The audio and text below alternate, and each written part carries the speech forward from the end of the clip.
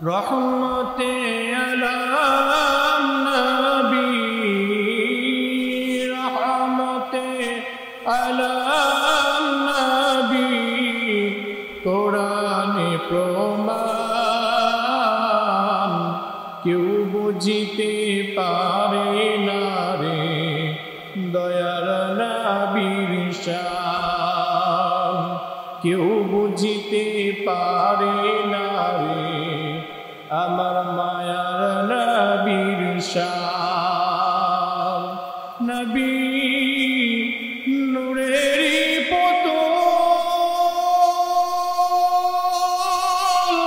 আল্লাহ রাব্বুল নাম রাখিলেন মুহাম্মদ রাসূল জোরে বলেন মারহাবা আরো জোরে বলেন না মারহাবা নবী নূরেরই পুতুল আল্লাহ রাব্বুল নাম রাখিলেন মুহাম্মদ রাসূল ওই নামের সিলায় হইল ওই নবীর সিলায় হইল তামাম জাহান কেউ বুঝিতে পারে না রে আমার দয়ার নবীর শান কেউ বুঝিতে পারে না রে আমার মায়ার নবীর শান আল্লাহুম্মা সাল্লি আলা মাওলানা মুহাম্মদ ওয়া আলা আলি সাইয়্যিদিনা রাসূলানা আলহামদুলিল্লাহ আল্লাহ রাব্বুল আলামিনের শুকরিয়া আদায় করতেছি যে মহান আল্লাহ রাব্বুল আলামিন আমাকে আপনাদের সকলকে আল্লাহর ঘরে আল্লাহর হুকুম সালাতুল জুমআ ইয়াউমুল জুমআর দিনে অর্থাৎ জুমার দিন জুমার নামাজ আদায় করার জন্য আল্লাহ পাক আমাদেরকে তার ঘরে কবুল করলেন সকলেই শুকরিয়া আদায় করি চিৎকার করে পড়ি আলহামদুলিল্লাহ নবীর প্রতি দরুদ ও সালাম যেই নবীকে সৃষ্টি না করা হলে আসমান জমিনের কোনো কিছুকে সৃষ্টি করা হতো না দুনিয়ার মধ্যে এমন কোনো নাম নাই যেই নাম শোনার পরে তার জন্য দোয়া করা ওয়াজিব হয়ে যায় আমার আপনার নবী নবীদের নবী কলিজার নবী রাসূলদের রাসূল পয়গম্বরদের পয়গম্বর আল্লাহর বন্ধু আল্লাহর হাবিব আল্লাহ পাকের দোস্ত আল্লাহ পাকের পেয়ারা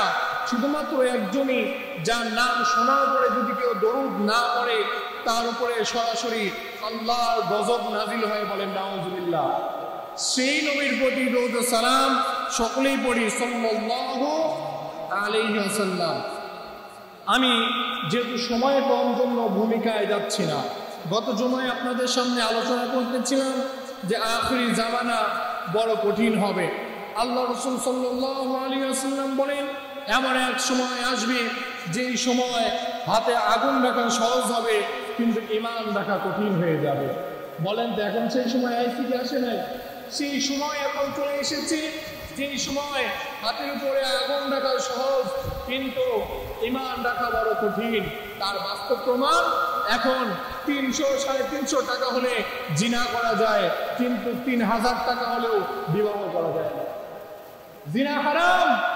আর বিবাহ করার জন্য সুন্নত করার জন্য ফরজ করার জন্য সুন্নত এই বিবাহ করা আপনার জন্য বাধ্যবাধকতা দিয়ে দেওয়া হয়েছে কিন্তু জিনার জন্য কোনো বাধ্যবাধকতা দেওয়া হয়নি এটার দ্বারাও আমরা সেই হাদিসের বাস্তব প্রমাণ দেখতে পাই যে বর্তমান সময়ে আগুন রাখা হাতের মধ্যে সহজ কিন্তু ঈমান রাখা বড় কঠিন সম্মানিত হাজিরিন আমি আপনাদের সামনে বলতেছিলাম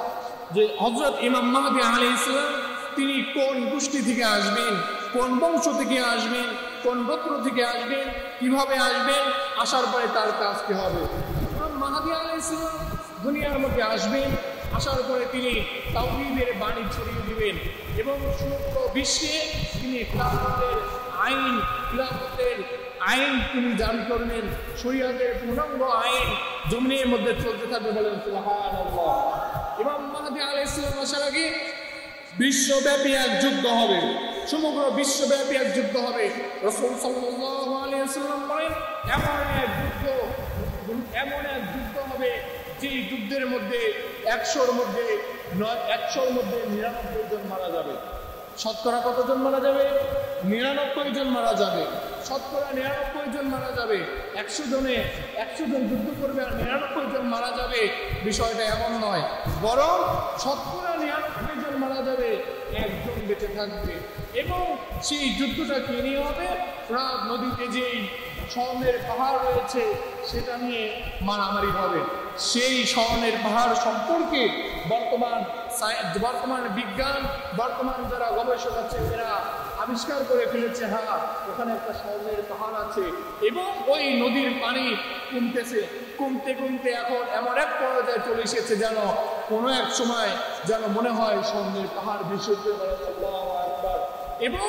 ওটাকে নিয়ে যে যুদ্ধ হবে সেটাকে দখল করার জন্য বিশ্বের বিভিন্ন শক্তি সেটাকে ঘিরে ধরে আছে, সুযোগ পেলেই সেটাকে দখল করে নেবেন। এই যুদ্ধের পরেই হযরত ইমাম মাহদী আলাইহিস সালাম দুনিয়ার বুকে তিনি চলে আসবেন। বলেন সুবহানাল্লাহ। ইমাম মাহদী আলাইহিস সালাম কিভাবে আসবেন? ইমাম মাহদী আলাইহিস সালাম তিনি দুনিয়াতে আসবেন, তিনি নিজেও জানেন না যে তিনি ইমাম মাহদী, তিনি নিজেও জানেন না যে আমি ইমাম মাহদী। তিনি মদিনা থেকে যাবেন, মদিনা থেকে মক্কায় হজ করার জন্য যাবেন। হজ করতে গিয়ে